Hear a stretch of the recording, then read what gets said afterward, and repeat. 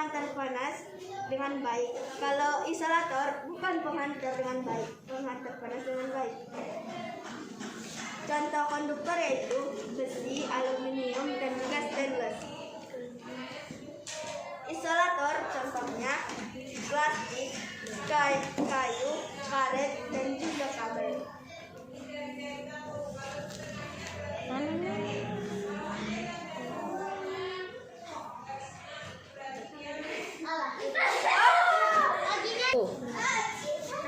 Salah satu contoh konduktor yaitu kaca. Kaca merupakan bahan konduktor meskipun tidak sebaik logam. Sifat kaca mampu mengantarkan panas dapat dibuktikan dengan menuangkan air ke dalam gelas, maka gelas pun akan terasa panas. Logam memiliki sifat yang mudah mengantarkan panas. Logam banyak digunakan untuk membuat peralatan rumah tangga seperti setrika, panci, dan juga wajan. Kayu adalah isolator yang baik. Banyak digunakan untuk menganggarkan panci dan penggorengan. Plastik juga isolator yang baik, sama seperti kayu. Sifat kain tidak dapat mengantarkan panas. Kain sering digunakan sebagai alat tangan ketika memegang benda panas.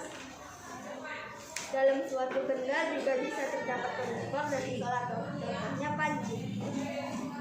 Pada panci terlihat bahwa penggunaan bahan isolator berguna untuk mencegah panas dari sumber aliran ke penggunaan panci.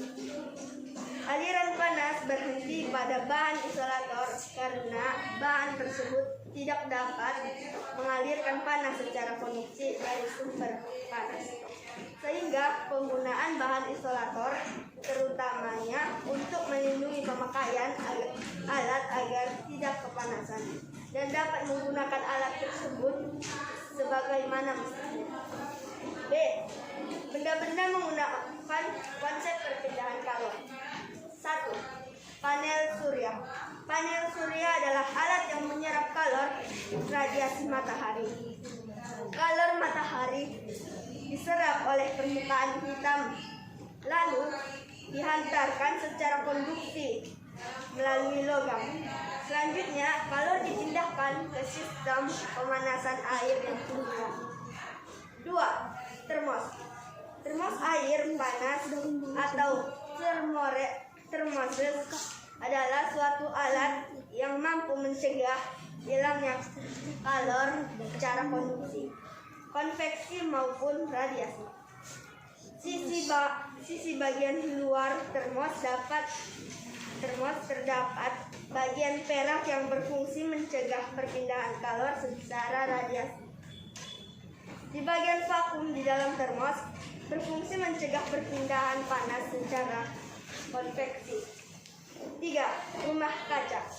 Rumah kaca adalah bangunan yang tertutup dengan kaca di mana tanaman dibudidayakan. Panas secara radiasi matahari pada siang hari masuk menembus kaca dan memanaskan tanah, tanaman, udara, dan barang lainnya dalam bangunan. 4. Energi listrik. Energi listrik diubah menjadi energi panas, lalu konduksi melalui alas besi tebal yang ada di bagian bawah setrika. 5. Pipa penukar kalor adalah alat yang digunakan untuk memanaskan zat cair atau udara dalam suatu wadah. Pipa penukar kalor dimasukkan ke dalam wadah yang berisi air ataupun udara yang akan dipanaskan sehingga terjadinya perpindahan kalor secara konveksi dan juga konduksi. Konduksi adalah perpindahan panas melalui zat padat yang tidak ikut berpindah. Konveksi adalah perpindahan panas melalui aliran yang zat perantaranya ikut berpindah.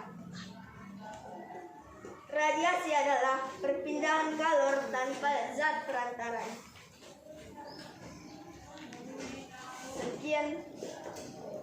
Demikian yang saya bisa tampilkan.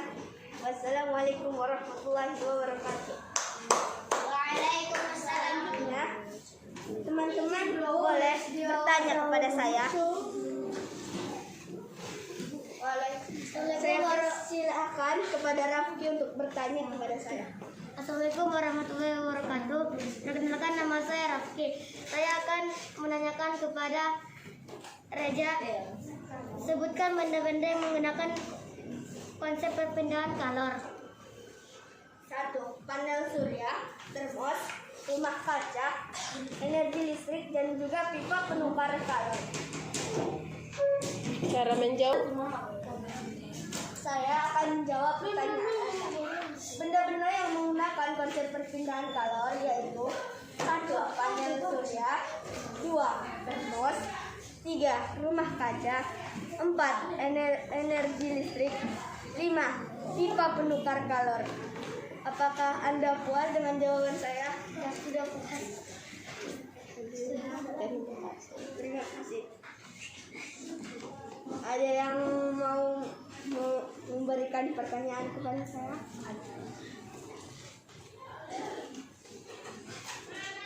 Saya persilahkan kepada Anda. Perkenalkan, nama saya Nada Indonesia di Tengah. Saya akan bertanya tentang cara penggunaan isolator dan sebutkan contoh-contohnya. Contohnya yaitu plastik. Plastik kegunaannya untuk mengangkat barang atau juga mengupas barang. Kalau karet bisa mengangkat barang. Kalau kayu, rumah juga bisa terbuat dari kayu. Kegunaannya juga banyak. Kabel itu juga kabel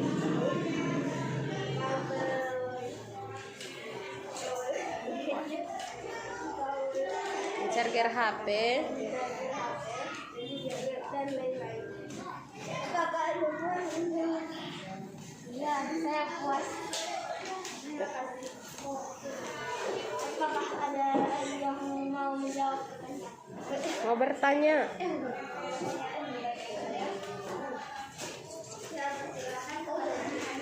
Nama saya Zipan Adi Samzah. Saya akan bertanya bagaimana cara penggunaan konduktor dan contohnya. Jenis-jenis konduktor yaitu besi. Besi juga bisa untuk pintu, yaitu pintu yang menggunakan untuk kita juga bisa buka atau tutup pintu.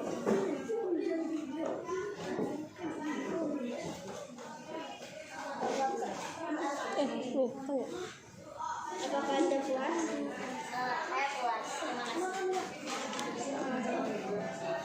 Apakah ada lagi?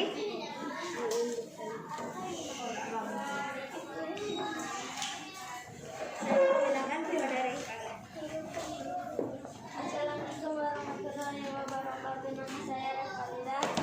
Saya akan menanyakan sebutkan bahan yang digunakan untuk membuat bahan konduktor dan isolator adalah.